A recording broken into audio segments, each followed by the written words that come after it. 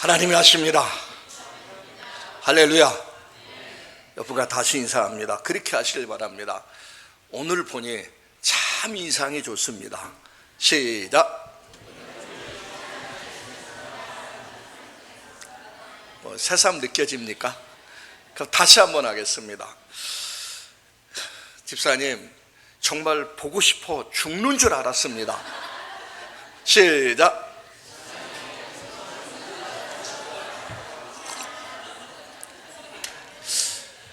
정말 죽는 줄 알았습니까?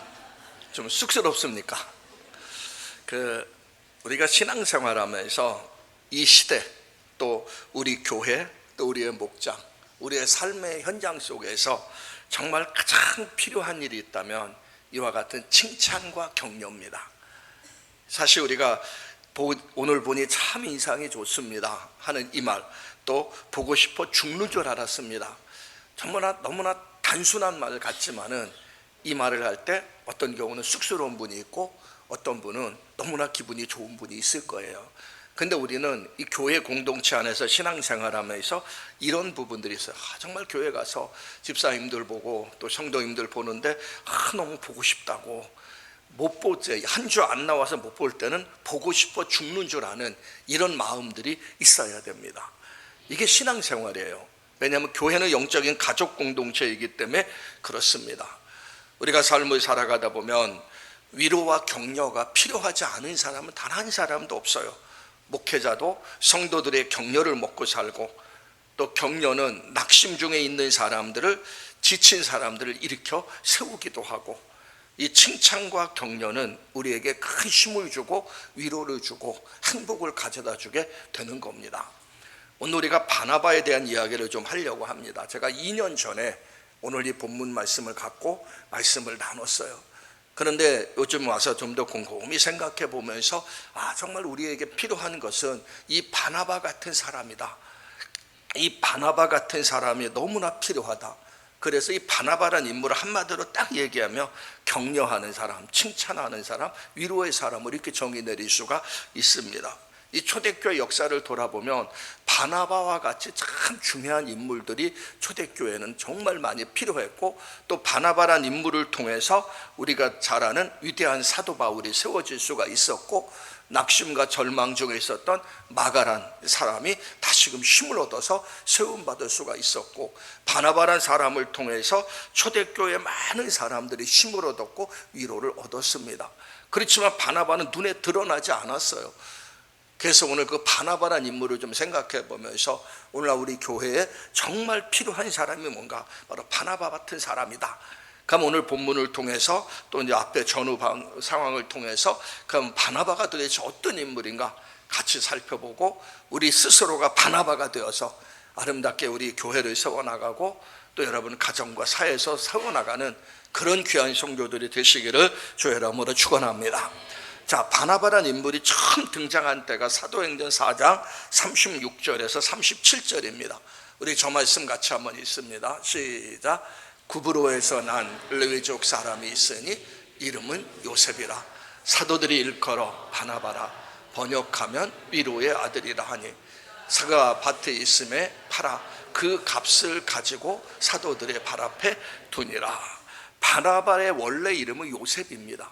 요셉인데 그 요셉이란 이름이 바나바란 이름으로 바뀌어지게 됩니다. 왜냐하면 요셉이란 인물의 모습을 보면서, 그의 행위를 보면서 사도들이 저 사람은 바나바다. 그러니까 바나바란 뜻이 뭡니까? 여기에는 위로의 아들이라 이렇게 나오죠. 격려해 주는 사람들, 위로해 주는 사람, 그런 뜻이 바로 바나바입니다. 근데 바나바란 이름 자체가 본인이 지은 이름이 아니에요. 사도들이 바나바의, 그러니까 요셉이란 사람의 행위를 보면서 저 사람은 바나바다 하면서 바나바란 이름으로 바꿔 불렀다는 겁니다. 사도행전 2장의 오순절날 성령 강림 사건을 통해서 이 땅에 초대교회가 세워지게 됩니다. 그러면서 초대교회는 놀랍게 부흥되고 발전되어 가고 있습니다. 근데 급성장하는 교회를 유지하고 계속 복음을 증거하기 위해선 많은 재정이 필요합니다. 특별히 늘어나는 성도들 중에는 가난한 사람들과 고아와 과부가 적지 않았습니다. 그들을 위해 선교하고 구제하기 위해선 막대한 자원이 필요하다는 얘기입니다. 그런데 그때 자발적으로 헌신하는 사람들이 등장하게 되는데, 그 중에 대표적인 사람이 바로 바나바란 얘기죠. 바나바는 그 교회와 교회 내의 가난한 자들의 물질의 필요를 깨닫게 됩니다. 그래서 자기의 밭을 팔아서 교회에 헌신을 하게 돼요. 그 이 바나바의 결단과 헌신을 통해서 초대교회는 큰 위로를 얻게 됩니다. 물질이 있다고 헌신하는 것은 아닙니다. 그렇지만 바나바는 그 어려운 시기에 자신의 밭을 팔아서 교회에 헌신함으로 교회의 재정적인 어려운 문제가 해결되고 사도들에게 큰 위로가 되고, 가난한 과부와 고아들에게 양식을 나눠줄 수 있는 재정이 확보됐기 때문에 교회의 연약한 자들이 바나바의 그 헌신을 통해서 힘을 얻게 되고, 그런 다양한 교회에 선한 영향력을 끼친 사람이 바로 바나바예요. 그래서 바나바를 통해서 격려와 위로를 얻게 되고, 초대교회 사도들은 이 바나바라말로 정말 격려의 사람, 위로의 사람이구나 하면서 바나바란 이름을 붙이게 된 겁니다. 근데 단지 물질만 헌신했다고 해서 그가 격려와 위로의 사람이라 아니에요. 성경에 보면은 초대교회에 마가라는 전도자가 있습니다. 오늘 마가복음에 저자있죠. 마가란 전도자가 있는데 사도 바울과 함께 1차 전도 여행을 떠나게 됩니다. 근데 1차 전도 여행을 떠나다가 중간에 마가는 견디지 못하고 다시 돌아오게 됩니다. 이 일로 인해서 이 전도단 가운데 큰 갈등이 생기게 되고, 마가 자신도 상심하고 낙심 가운데 있어요. 이때 상심하고 낙심하고 있는 그 마가를 다시금 회복시킨 사람이 누구냐? 바나바입니다. 그리고 사울이, 그러니까 바울이 바뀌었죠. 사울이 2차 전도 여행을 떠나려고 할 때 바나바가 마가를 추천합니다. 마가도 많이 변했으니까 마가도 같이 데려가자고. 그러나 사울은 반대를 해요. 그래서 사울과 바나바가 2차 전도 여행을 출발하려고 할 때에 둘이 갈라서게 되고, 사울은 신라를 데리고 2차 전도 여행을 출발하고, 바나바는 마가를 데리고 다른 길로 전도 여행을 떠나게 됩니다. 그 바나바가 마가와 함께 함으로 마가는 그때 다시금 모든 것이 회복되게 되고, 새로운 기회가 자기에게 주어졌고, 하나님의 사역을 할 수 있는 놀라운 기회가 주어졌기 때문에 다시금 회복돼서 나중에 마가복음을 저자가 되고 마가복음을 지었고, 그리고 또한 사울과도 바울과도 관계가 아름답게 이렇게 회복되는 이런 결과가 생기게 되었습니다. 우리가 신앙생활을 하다 보면 종종 실패를 만나게 되는데, 그 실패는 어디서 오는 걸까? 곰곰이 들여다보면 가장 큰 실패는 사람과 사람 사이의 관계입니다. 이 인간관계 실패는 신앙생활의 행복을 빼앗아갑니다. 거미줄처럼 얽혀있는 인간관계 속에 살아가고 있는 것이 바로 우리 인생사 아닙니까? 사람들은 인간관계를 통해서 기쁨을 얻기도 하고 괴로워하기도 하고 또 행복을 느끼기도 합니다. 그래서 좋은 인간관계는 삶을 풍요롭게 하지만 잘못된 인간관계는 우리의 삶을 힘들게 합니다. 교회 안에서도 마찬가지 아닙니까? 이 신앙을 떠나서 성도 상호 간의 관계가 잘 어우러지지 못하기 때문에 신앙생활의 행복도 잃어버리게 되고 믿음도 정체되는 경우들을 많이 보게 됩니다. 근데 이런 인간관계에 얽히고 설킨 문제 가운데서 그때 정말 필요한 사람이 뭐냐? 바로 오늘 바나바처럼 격려의 사람이에요. 낙심 중에 있는 사람, 절망 중에 있는 사람을 찾아가서 위로하고 격려하고 다시 일으켜 세워주는 역할을 하는 사람이 바로 바나바인데, 그래서 교회 공동체가 아름답게 출발하기 위해서는 바나바 같은 사람들이 많이 나와야 됩니다. 그래서 우리 성도 한 사람 한 사람이 무엇을 받기보다는 내가 먼저 위로받고 내가 먼저 격려받기보다는 우리 먼저 하나님으로부터 은혜와 사랑을 받은 하나님의 자녀들이니까 바나바처럼 격려하며 위로하며 신앙생활하는 믿음의 성도들 되시기를 주의 이름으로 축원합니다. 그렇다면 가장 좋은 격려는 어디서부터 출발하냐 하면 칭찬으로부터 출발을 합니다. 사실 칭찬을 싫어하는 사람은 아무도 없어요. 칭찬을 듣기 익숙하지 않은 사람도 칭찬해주면 겸언쩍어 하면서 마냥 좋아합니다. 칭찬은 돈이 드는 것도 아니에요. 이 칭찬은 정말 중요한데 칭찬 한마디가 우리 인생에 활력을 가져다 줍니다. 제가 가장 잘 못하는 것도 이 칭찬이에요. 저도 칭찬을 잘 못합니다. 그래서 그때마다 좀 칭찬 좀 했으면 좋은다면서 아마 여러분들 많이 느낄 겁니다. 목사가 왜 이렇게 칭찬을 안 할까? 많이 느끼죠? 웃는 분들은 아마 다 그렇게 인정할 겁니다. 저도 칭찬을 잘 못해요. 그런데 이 칭찬이 정말 중요합니다. 우리가 칭찬을 하다 보면 가장 먼저 바뀌는 사람이 누구냐면 칭찬하는 사람이 먼저 바뀌게 됩니다. 남을 칭찬하다 보면 적극적인 인생관을 가지게 되고 사람을 얻게 되고 삶이 행복해지게 돼요. 내가 남을 칭찬하지만 그것이 도리어 나에게 행복으로 가져다주고 내 인생관 자체가 칭찬으로 바뀌게 됩니다. 사람들이 보면 그런 사람이 있지 않습니까? 맨날 부정적인 얘기하고 불평하고 좋지 않은 얘기, 이런 얘기만 하는 사람이 있지 않습니까? 그럼 그런 인생 사는 거예요. 부정적인 인생 살고 얼거맨 인생 사는 겁니다. 근데 칭찬 잘하고 격려 잘하고 위로 잘하면 그러면 또 그 행복한 인생을 사는 거예요. 그래서 첫째는 칭찬을 하다 보면 칭찬하는 사람이 먼저 바뀌게 된다. 두 번째는 칭찬하는 사람이 바뀌어질 뿐만 아니라 칭찬 듣는 사람도 바뀌어지게 됩니다.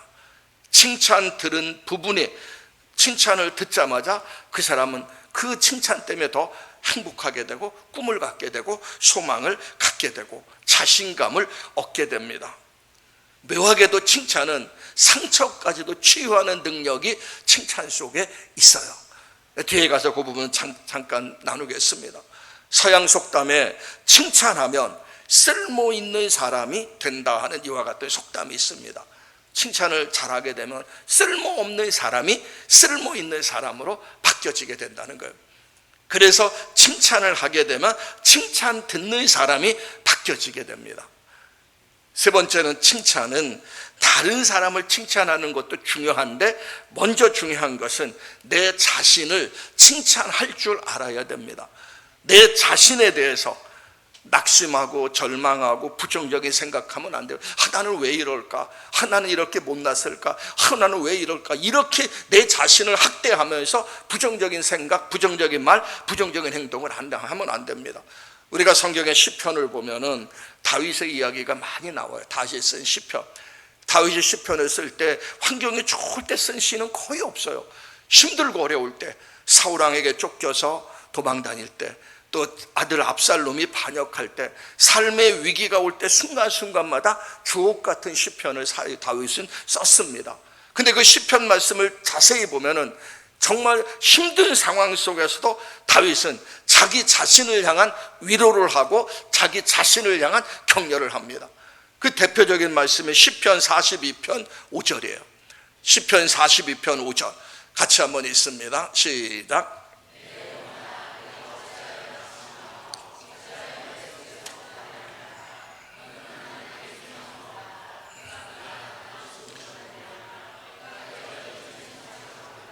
자, 자기 자신을 향해 뭐라고 했습니까? 내가 어찌하여 낙심하며 내가 어찌해서 불안해하는가? 하나님께 소망을 둬라. 낙심하지 말고 불안하지 말고 하나님께 소망을 둬라. 자기가 자신에게 자문자답하는 거예요. 얼마나 중요합니까? 내 마음에 심히 낙심되고 절망되어서 내 영혼아 낙심하지 말자. 하나님께 소망을 둬라. 하나님이 나를 도우실 것이다. 그래서 하나님이 내 입술에 찬송을 줄 것이다 하면서 자기 영혼을 향해 칭찬하는 저런 모습이 우리 속에 있어야 됩니다. 그래서 내 자신을 향해 내가 막 환경 때문에 우리는 낙심된 상황, 정말 절망 중의 상황이 있어요. 그때마다 우리는 시편 말씀을 기억하면서 내 영혼아 낙심하지 말자. 나에게는 하나님이 계시는데 내 영혼아 절망하지 말라. 기도하면 모든 것이 해결되는데 내 영혼아 소망을 잃어버리지 말라. 하나님께 소망을 두면 하나님이 나와 함께 하시는데 그러면서 스스로 자기 자신을 향해 칭찬하는 그런 믿음의 성도들 되시기를 주의 이름으로 축원합니다. 그래서 나를 사랑하는 사람이 다른 사람을 사랑할 수 있고, 나를 격려할 줄 아는 사람이 다른 사람을 격려하게 되는 거예요. 그래서 자기 자신을 향해 장점을 계속 찾아내며 자기 자신을 향해 칭찬하고 격려하는 이런 습관을 갖게 되면 나를 사랑하게 되고 나를 격려하게 되면서 자연스럽게 다른 사람을 사랑하고 격려하는 사람으로 바뀌어지게 되는 겁니다. 이 칭찬과 격려는 엄청난 파워가 있어요. 그래서 우리가 정말 이것을 잘하는 사람들은 더 잘하도록 격려하는 것이고, 낙심과 절망 중에 있는 사람들에게 다시 일어날 수 있도록 희망과 용기를 주는 게 바로 칭찬과 격려이기 때문에 사람의 말 한마디에 용기를 얻고 다시 일어날 수도 있고, 사람의 말 한마디에 정말 상처를 받고 낙심하고 넘어질 수 있으니까 저와 여러분들이 칭찬과 격려를 통해서 말 한마디 한마디에 힘을 주고 다시 일으켜 세우시는 이런 위대한 바나바와 같은 인물들 되시기를 주의 이름으로 축원합니다. 여러분이 잘 아는 토마스 에디슨이 있습니다. 에디슨은 어릴 때 너무나 산만하고 질문이 너무 많은 이유로 학교에서 학습 불능 하면서 학습 불능 판정을 받고 퇴학을 당하게 됩니다. 교사가 보낸 편지에는 그렇게 나와 있어요. 당신의 아이는 머리가 나빠서 학교를 다닐 수 없습니다. 그래서 학교에서 학습 불능 판정이 나왔고 퇴학 판정을 냈습니다. 학교에서 그런 편지를 가정에 보냈습니다. 어머니는 그 편지를 받아들고서 다음과 같이 이야기했습니다. 우리 아이는 천재라 이 학교에서는 이 아이를 가르칠 수 없으니 집에서 직접 가르치라 하는구나. 자기 자녀에게, 에디슨에게 학교에서 보내는 편지 그대로 하는 것이 아니라 에디슨에게 그 편지를 갖고 이렇게 이야기하는 거예요. 학교에서 이야기를, 이 아이는 천재니까는 학교에서 가르칠 것이 없으니까 집에서 직접 가르치라 한다고. 그러면서 이 어머니는 강한 믿음과 지속적인 칭찬과 격려를 통해서 에디슨이 위축하지 않고 성장할 수 있도록 옆에서 격려와 돌봄 사역을 했어요. 그래서 에디슨이 위대한 발명가로 에디슨이 탄생할 수가 있었던 겁니다. 만약에 어머님의 격려가 없었다면 이 아이는 영원히 그냥 매장되는 거예요. 우리가 잘 아는 윈스턴 처칠입니다. 영국의 총리 윈스턴 처칠, 그런 어린 시절에 말 더듬이었어요. 말을 잘 하지 못했고 학교 성적은 최하위였습니다. 최하위였고 그래서 아버지로부터도 큰 기대를 받지 못했습니다. 근데 윈스턴 처칠은 훌륭한 스승을 만났어요. 이 스승이 이 윈스턴 처칠을 격려를 합니다. 그리고 주변에 좋은 조력자들이 있어요. 조력자에서 그의 언변과 잠재력, 문학적 감각을 계속적으로 칭찬하고 격려해 주었습니다. 결과적으로 이 처칠은 열등감을 극복했어요. 자신에 대한 열등감을 극복하고 2차 세계대전 중에 총리가 돼서 세계인의 마음을 움직이는 명연설을 하게 되고 위대한 지도자로 거듭나게 되고 2차 대전을 승리로 이끄는 주역 중에 한 사람이 되었던 거예요. 칭찬과 격려가 위대한 인물을 만들어낸 겁니다. 교육심리학에서는 자주 인용하는 단어가 피그말리온 효과입니다. 피그말리온 효과. 거기에서 보면 무작위로 뽑힌 학생들에게 너희는 지능지수가 높고 무한한 가능성이 있다. 너희는 지능지수가 높고 무한한 가능성이 있다고 하면서 교사가 신뢰와 격려를 주었을 때 그 아이들이 일어난 변화에 대한 내용이에요. 근데 놀라운 것은 교사의 따뜻한 기대와 격려를 받고 자라난 학생들의 학업 성적이 대폭 향상됐다는 것이죠. 그리고 스스로에 대한 자존감이 다른 학생들보다 탁월하게 높았다는 겁니다. 이게 바로 피그말리온 효과예요. 그러면 일반 사회에서도 이런 일이 있는데 신앙 안에서는 더 엄청난 역사가 있다는 얘기입니다. 비판은 사람을 위축시키지만 진심 어린 격려와 신뢰는 숨겨진 잠재력을 끌어내는 강력한 힘이 되는 겁니다. 특별히 우리는 하나님을 믿는 하나님의 자녀이 아닙니까? 그러니까 하나님의 자녀는 하나님 안에서는 모든 것이 할 수 있는 거예요. 할 수 있거든요. 무슨 말이냐? 믿는 자에게는 능히 하지 못할 일이 없느니라. 성경은 분명히 이야기하지 않습니까? 그러니까 저와 여러분들, 하나님 안에서는 나는 할 수 없지만 하나님 안에서는 할 수 있어요. 그러니까 하나님의 자녀니까 우리는 늘 칭찬과 격려를 통해서 사람들을 세워나가는 바나바와 같은 인물들 되시기를 주의 이름으로 축원합니다. 위대한 바나바가 정말 위대한 사역자를 탄생시킨 것이 바로 오늘 본문의 내용이에요. 예루살렘 교회의 사역을 쭉 보면은 정말 바나바의 격려 사역이 이제 한 사람에게 집중적으로 이렇게 모여드는 경우를 보게 됩니다. 그게 누구냐면 사도 바울이에요. 그러니까 사울이죠. 사울이 다메섹 도상에서 예수님을 만나게 됩니다. 그리고 그리스도인이 되고 복음 전도자로 바뀌어지게 됩니다. 사울은 열심히 복음을 전해요. 근데 사도행전 9장 26절에 보면 사울이 사도행전 9장 26절에 저 말씀 보세요. 같이 있습니다. 시작.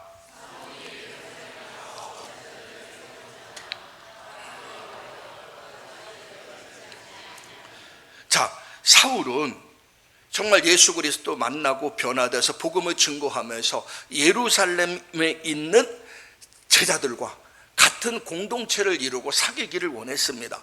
근데 예루살렘에 있던 사도들은 어느 누구도 사울을 받아주질 않아요. 인정해주지 않습니다. 왜냐하면 조금 전까지 그렇게 예수 믿는 사람들 모질게 핍박했던 사람인데 그가 한순간에 변화돼서 복음 전도자가 되었다? 이건 말도 안 된다.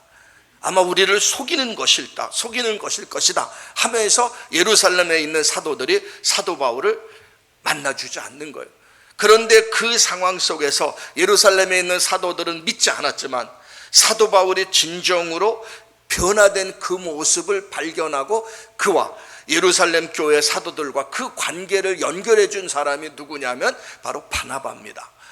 바나바가 사도 바울의 모습을 보면서 이 사람이 어떻게 예수를 만났고 또 이 사람이 예수를 만난 뒤에 어떻게 복음을 증거하기 시작했고 이 사람이 복음을 증거할 때 어떤 역사가 있는 것인가를 확실히 깨닫고 보증해 준 사람이 바로 바나바예요. 바나바가 없었다면 사울과 예루살렘 교회 사도들은 연결될 수 없었고 사울은 독립적으로 사역을 하다가 힘과 능력도 발휘하지 못했을 겁니다. 그런데 바나바가 중간에 서서 그들과 사울과 예루살렘 교회 사도들과 관계를 연결해 주므로 사도행전 9장 28절 말씀에 보면 사도행전 9장 28절에 보면 사울이 제자들과 함께 있어 예루살렘에 출입하며 바나바의 보증을 통해서 사울은 제자들과 함께 교제하고 출입할 수가 있었고 이제 하나님의 사람으로 당당하고 떳떳하게 하나님의 복음을 증거할 수가 있었던 겁니다. 하나님의 사람 사도 바울이 예수 그리스도의 제자가 되고 복음을 위해 헌신적인 사역을 할 수 있었던 그 배후에는 그를 믿어 주었던 사람, 그를 변호해 주었던 사람, 그 안에 있는 잠재력을 발견하고 위대한 가능성을 발견하고 그를 세워줬던 사람, 바로 바나바가 있었기 때문에 가능한 거예요. 바나바의 그 아름다운 사역을 통해서 위대한 사도 바울이 탄생할 수가 있었던 겁니다. 바나바가 이것이 가능한 이유는 바나바는 위로의 사역자였고 격려의 사역자였기 때문에 그래요. 위로와 격려의 사역자는 자기 중심의 사역을 하지 않아요. 다른 사람을 보게 됩니다. 그 사람을 보면서 저 사람을 보면서 그들이 약하면 그들을 위로하면서 일으켜 세워주고 그들에게 가능성이 있으면 더 칭찬과 격려를 통해서 더 위대한 사역을 할 수 있도록 옆에서 북돋아 준다는 겁니다. 그러니까 교회 안에는 이런 아름다운 건강한 공동체, 은혜로운 공동체가 되기 위해선 반드시 필요한 사람이 바로 바나바와 같은 사람이란 얘기입니다. 약한 자가 있으면 일으켜 세워줘야 되고 정말 일을 하는 사람들이 있으면 옆에서 이상한 말을 해서 정말 낙심하게 하는 것이 아니라 칭찬과 격려를 통해서 더 잘할 수 있도록 옆에서 북돋워주게 되고 이런 바나바가 많으면 많을수록 그 교회는 건강한 교회, 은혜로운 교회가 될 수가 있는 겁니다. 이런 바나바들이 되시기를 주의 이름으로 축원합니다. 우리 교회에 필요한 것이 이런 바나바 같은 사람이에요. 정말 낙심하고 절망 중인 사람들 찾아가서 그들을 위로해주고 힘을 줘야 되고, 열심히 일하는 사람에게 더 칭찬과 격려를 통해서 더 잘할 수 있도록 하게 되고, 사람 때문에 낙심한 사람이 있으면, 사람 때문에 상처받은 사람이 있으면 바나바처럼 중간에 서서 사람과 사람과의 관계를 아름답게 하나 되게 하고, 이런 역할들을 많이 하는 이런 바나바, 위대한 바나바들이 다 되시기를 주의 이름으로 축원합니다. 오늘 특별히 본문에서는 바나바의 또 위대한 모습이 오늘 본문에 나타나게 됩니다. 스데반 집사가 순교한 이후에 사도행전 8장부터 예루살렘에 대대적인 박해가 일어납니다. 그래서 예루살렘은 사도들 위에는 예루살렘에서 신앙생활을 할 수가 없어요. 그래서 뿔뿔이 사람들이 흩어지게 됩니다. 그 뿔뿔이 흩어졌던 사람들이 이제 안디옥까지 오게 됩니다. 안디옥에서 그들이 하나님의 복음을 증거하기 시작해요. 이방인들에게, 헬라인들에게 하나님의 복음을 증거합니다. 근데 그 과정을 자세히 보면은 흩어진 유대인들이 이방인들에게 복음을 증거한 것이 아니고, 흩어졌던 이방인들, 그러니까 예루살렘에서 예수를 믿었던 이방인 신자들이 흩어져 갖고 안디옥에서 하나님의 복음을 증거하면서 그 교회가 세워지게 됩니다. 그래서 탄생한 교회가 바로 안디옥 교회입니다. 근데 안디옥 교회에 놀라운 부흥의 역사가 일어납니다. 교회가 막 부흥되고 성장하게 돼요. 그 부흥되고 성장하는 그 교회의 모습이 예루살렘까지 들리게 됩니다. 예루살렘 교회는 그 교회의 성장하는 모습을 보면서 너무나 놀랍지 않습니까? 이방인 지역에 하나님의 교회가 세워지고 교회가 놀랍게 부흥되니까, 그럼 그 교회를 위해서 우리가 사역자를 보내야 되는데 누구를 보낼까 고민하다가 바나바를 그 교회의 사역자로 보내게 됩니다. 그래서 바나바가 예루살렘 교회의 파송을 받아서 안디옥 교회에 가서 그곳에서 사역을 하게 되는 것이에요. 근데 안디옥 교회에서 사역을 하다 보니까 안디옥 교회를 향한 하나님의 놀라운 비전을 발견하게 되는 겁니다. 이 교회는 단순한 교회가 아니고 하나님이 이 교회를 통해서 복음을 땅끝까지 전하는 이방 선교의 전초 기초의 역할을 할 가능성을 바나바가 보게 된 거예요. 그 가능성을 보면서 자기 힘과 능력으로 이 모든 것을 감당하기보다는 누군가 함께하는 동역자가 필요하다, 그걸 깨닫게 됩니다. 그래서 바나바가 생각한 것이 뭐냐면, 지금 다소에 있는, 다소는 사울의 고향입니다. 다소에 있는 사울을 찾아갑니다. 찾아가서 사울을 데리고 와서 안디옥 교회에서 함께 사역을 하게 됩니다. 얼마나 위대한 일입니까? 그런데 성경을 우리가 자세히 보면은 사도행전 13장 2절에 보면 무슨 말씀이 나오냐면, 바나바와 바울이라 이렇게 이름이 나옵니다. 바나바와 바울. 그런데 조금 뒤로 넘어가면 바나바와 바울 이렇게 나와요. 그리고 거기에 같이 뭐라고 나오냐면 바울과 바나바. 자, 처음에는 바나바와 바울, 두 번째는 바나바와 바울, 바울과 바나바가 뒤섞여 나옵니다. 그리고 세 번째는 조금 뒤로 가면은 바나바가 뒤로 빠지면서 바울과 바나바로 바뀌어지게 됩니다. 그래서 사도행전 15장 2절에 보면 바울과 바나바 이렇게 바뀌어요. 이건 단순한 의미가 아닙니다. 처음에 바울을 데리고 왔을 때는 바나바가 그 사역의 주역이었기 때문에 바나바와 바울이 쓰여진 거예요. 바나바가 먼저 나오고 바울이 뒤에 나온 겁니다. 그러다 조금 지나다 보니까는 바울이 사역의 주역으로 서게 되고 바나바는 뒤로 빠지게 돼요. 뒤로 빠진다고 일을 안 하는 것이 아니라 바울이 더 탁월한 능력이 있으니까 바나바는 바울을 돕는 사역으로 바뀌어지게 됩니다. 그래서 바울과 바나바 이름이 바뀌어지게 되는 거예요. 그래서 그 이후에는 계속적으로 바울과 바나바로 이름이 바뀌어지게 됩니다. 이것은 바나바란 인물의 위대성을 여기서 우리는 발견하게 됩니다. 사람은 누구나 자기가 높아지길 원합니다. 자기가 다른 사람에게 인정받길 원합니다. 이게 사람의 기본적인 심리예요. 근데 바나바는 자기가 높임받고 자기가 다른 사람에게 인정받기보다는 더 하나님의 일을 잘하고 더 능력 있는 사람이 인정받고 세워주길 원합니다. 자기는 낮아져도, 자기는 인정받기 못해도 다른 사람이 더 탁월한 사람이 있다면 그분이 인정받고 그분이 높임받아서 하나님 나라가 세워지길 원한다는 거예요. 오늘 우리에게 필요한 것이 그런 겁니다. 어떤 사람이 열심히 일하면 그 모습을 보면서 내가 시기하고 질투하는 것이 아니라 그분이 나보다 더 탁월하게 리더십 있게 잘하면은 옆에서 격려해주고 옆에서 칭찬해주면서 더 잘할 수 있도록 만들어주는 역할이 우리에게 필요하다는 거예요. 그 바나바의 위대성은 바로 그거란 얘기입니다. 그래서 오늘날 우리 시대에 이 바나바 같은 인물이 필요하다는 얘기예요. 약한 자를 일으켜 세워주고 다 잘한 자는 칭찬과 격려를 통해서 더 잘하게 하고, 자신이 높아지려기보다는 자신은 낮아져서 겸손히 섬김을 통해서 하나님 나라를 세워나가는 위대한 바나바, 이런 바나바의 사역을 우리가 닮아가시기를 주의 이름으로 축원합니다. 아래의 토레이 목사님은 그런 표현을 썼습니다. 교회가 격려와 돌봄 사역을 제대로 감당하면 세상이 뒤바뀔 것이다. 교회가 격려와 돌봄 사역을 제대로 감당하면 세상은 변화될 것이다. 그렇게 이야기했습니다. 맞는 얘기예요. 이 세상은 얼마나 개인주의고 자기중심 아닙니까? 우리가 신앙생활하면서도 자기중심의 신앙생활하지 않습니까? 나만 은혜 받고 나만 복 받고 나만 높임 받길 원하지 않습니까? 근데 하나님이 원하시는 것은 자기가 아니고 너라는 것이죠. 하나님이 우리를 창조했을 때 하나님 사랑, 이웃 사랑하기 위해서 창조한 거 아닙니까? 그 구원의 사역을 이루면서도 우리도 하나님 사랑, 이웃 사랑하면서 다른 사람을 돌보면서 삶을 살아가야 되는 거예요. 그래서 아까 말한 토레이 목사님처럼 이 교회가 격려와 돌봄 사역이 제대로 이루어지게 되면 세상이 변화되는 거예요. 세상만 변화되는 게 아니라 교회도 변화되는 겁니다.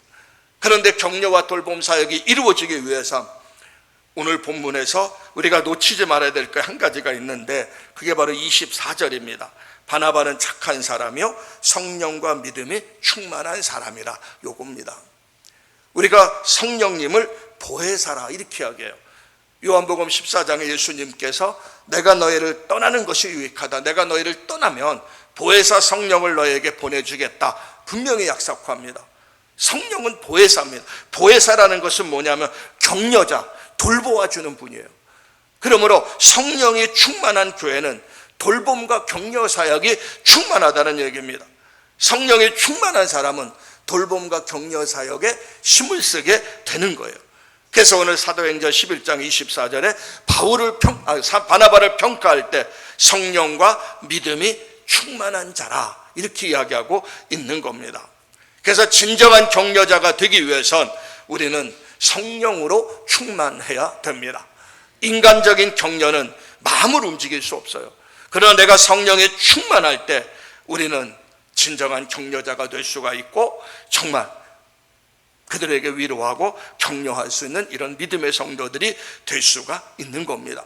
내가 성령에 충만할 때 진정으로 아프고 힘든 성도들을 보며 같이 아파하고 같이 위로하고 진심으로 회복시키기 위해 힘쓰게 되는 거예요. 상처난 마음을 어루만져주고 낙심될 때 일으켜 세울 수가 있는 겁니다. 그러므로 저와 여러분들 정말 성령이 충만해서 우리 주변의 이웃들을 돌보며 격려하는 귀한 사역자들, 귀한 삶을 사시기를 주의 이름으로 축원합니다. 이제 말씀을 맞추면서 격려와 돌봄 사역의 핵심은 관심과 칭찬으로부터 시작됩니다. 먼저 출발할 것이 뭐냐면 관심이에요. 관심. 지난번에 제가 설교 시간에 그 말씀을 드린 적이 있습니다. 우리가 잘 아는 월마트의 창업자가 그 샘 웰튼이라는 사람입니다. 이분이 그 직원들을 교육을 시킬 때 3피트 법칙이라고 교육을 시켜요. 3피트는 90cm입니다. 그래서 직원들에게 무슨 교육을 시키냐면 직원과 고객이 3피트 이내에 가까워지면 세 가지를 하라고 해요. 첫째는 먼저 미소를 지으라. 두 번째는 인사를 하라. 그리고 세 번째는 도움이 필요한 것이 무엇인지 적극적으로 물어보라. 이 세 가지를 하라고 합니다. 그래서 월마트가 창업되면서 샘 웰튼이라는 사람이 직원들에게 이 교육을 시키면서 이 월마트는 세계적인 기업으로 성장해 갈 수가 있었던 거예요. 3피트 법칙. 근데 오늘날 우리가 신앙생활을 하면서도 이게 필요합니다. 처음 우리 3피터는 90cm예요. 앞뒤 좌우 아닙니까? 그럼 앞뒤 좌우에 있는 사람들에게 먼저 미소 짓고, 그리고 그들에게 인사하고, 정말 그들에게 도움이 무엇이 필요한지 적극적으로 물어보는 이런 3피트 이 작업이 우리 속에 필요하다는 거예요. 근데 오늘날 우리가 신앙생활을 어떻게 합니까? 제가 오전에도 이 말을 썼는데, 우리 젊은 아이들이 종종 하는 얘기가 뭐냐면 쌩깐다 이런 얘기예요. 쌩깐다. 쌩깐다는 게 뭔 소리인지 아십니까? 완전히 무시해버린다는 거예요. 쌩까는, 이 우리가 신앙생활 하면서 신앙생활은 쌩까면 안 됩니다. 그리고 또 문제가 뭐냐면은 예배를 마치고 인사를 해요. 그런데 아는 사람들끼리 인사해요. 아는 사람은 평상시에도 자주 만나고 인사하는데 아는 사람들끼리 하고, 전혀 모르는 사람, 새가족들, 그 나온 지 얼마 안 된 사람들, 장기 결석자들이 처음 나왔을 때, 모르는 사람이 나왔을 때 그들에게 인사해야 되는데 아는 사람들. 그래서 식당에서 밥 먹을 때 부부끼리 먹지 말라고 했지 않습니까?